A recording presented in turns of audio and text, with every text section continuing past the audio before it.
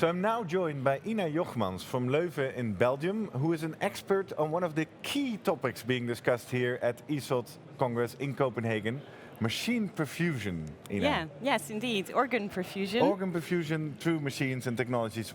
Why is that topic now the talk of the town? Why is it exploding?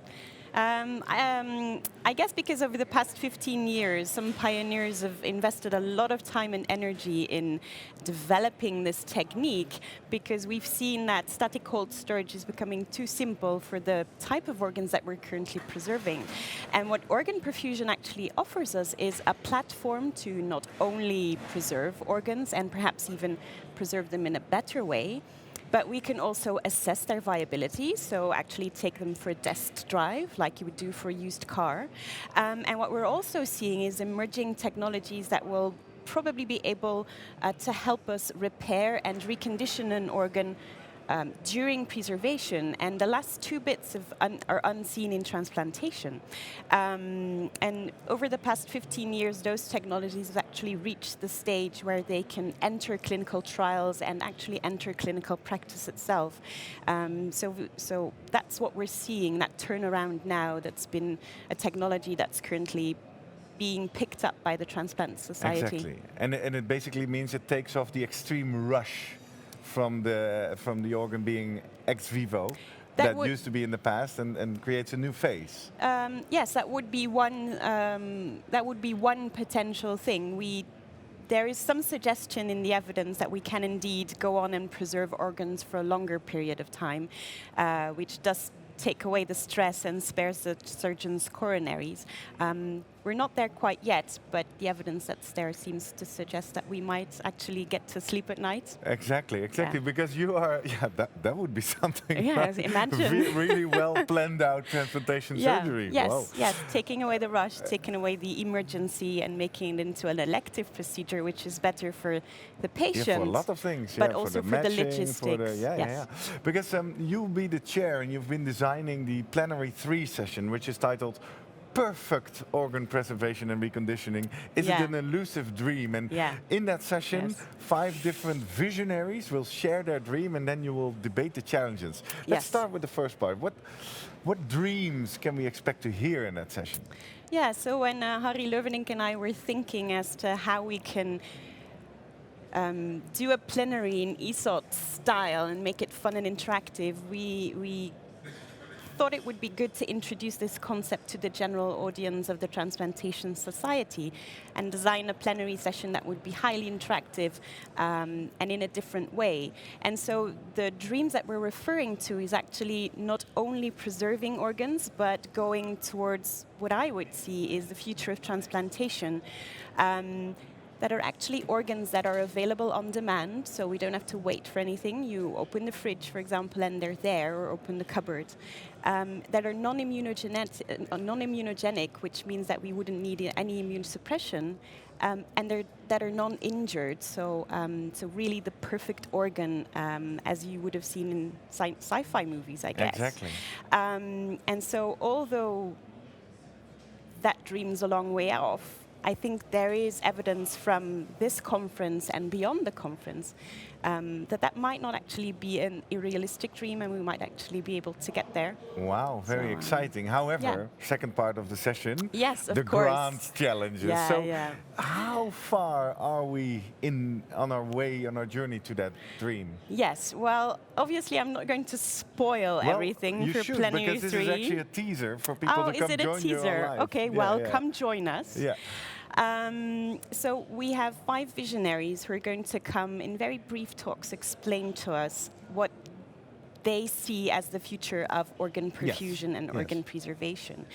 And all of them have their specific expertise, and what we're going to do in the debate session is actually talk to them and then to other experts that are going to join us into teasing out exactly where it is that we are, evidence-wise, trial-wise, basic science-wise, mechanisms behind everything, and kind of sketch how far along the road towards that perfect endpoint that we've come. And if we draw a scale from 1 to 10, 10 being the perfect dream and 1 this just an idea on a piece of paper? Where would you say we are? There is some clinical practice, yes. There is some scientific yes, evidence? Definitely. Where are we on that scale? Very difficult question to ask, and people are going to resent me for saying this. Probably maybe a 4 or a 5. Exactly. So I think still on the low side. On the lower side, because, and I think Stefan Schneeberger told you or discussed this with you, what we're currently seeing is the push of years and years of preclinical work, of a new innovation getting into clinical practice. And we've really laid the cornerstones of the building that needs to be built, and we've started building it. And what we're seeing is that people are picking up not only on the technology, but are realizing what the potential of the technology might be. So the interaction with drugs or stem cells and repair, the discovery of how an isolated organ works if you take it away from the body. And all of these concepts are there. There's proof of principle, but actually making that happen, understanding how it works, and then making the leap and the jump towards actually tailoring preservation to the organ is, I think, a little while off. A huge gap, yeah. Yeah, but if you then see how quickly that the field and evidence is actually moving and how exponentially that goes, I think we might make it from a 4 to 5 to 7 or 8 in a fairly quickly. Fairly quickly. So if people are watching this, they're young or even senior transplantation professional, and they want to contribute, where is the research needed? What are the hot topics that people, if it's up to you, should dive into? Yeah, I think it depends on where their expertise would be. For clinicians, I think it would be extremely valuable if we could share our experience on international basis by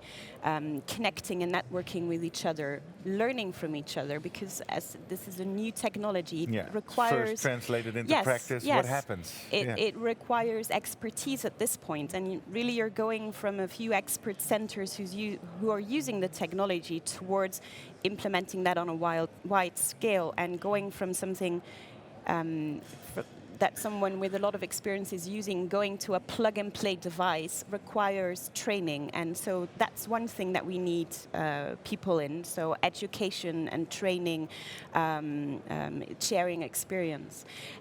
From those that are interested in contributing to the science, I think we need people who want to invest in getting funding and doing good research, because everything starts with good research, and we need international collaborations to do that. There's not a single center that can get the amount of patients that you would need to do good clinical trials. So that's something else. We would very much benefit from having people contribute to large registries so that we amount data, so that in a few years' time we can actually dive into that, use AI and big data analysis to come up with mechanisms and things we're not seeing yet. So that's something. And if you're a basic scientist who's interested in mechanisms of ischemia reperfusion injury or immunology, I think this offers a unique opportunity to study your field in a well-controlled, isolated environment. So I think there's something for everyone, really. Exactly, and there's a very clear call to action: join the movement, right? In one way or another. Absolutely. And keep sharing. Yes, we need you. Very exciting stuff. Ina, thank you very much for sharing this. Yes, thank you for having me. We look forward to follow you on your sessions. And if you missed that plenary session, you know that it will be available on ESOT's educational platform, Transplant Live. So if you haven't done so, sign up and look back. Absolutely. Thanks very much for having me. Thank you.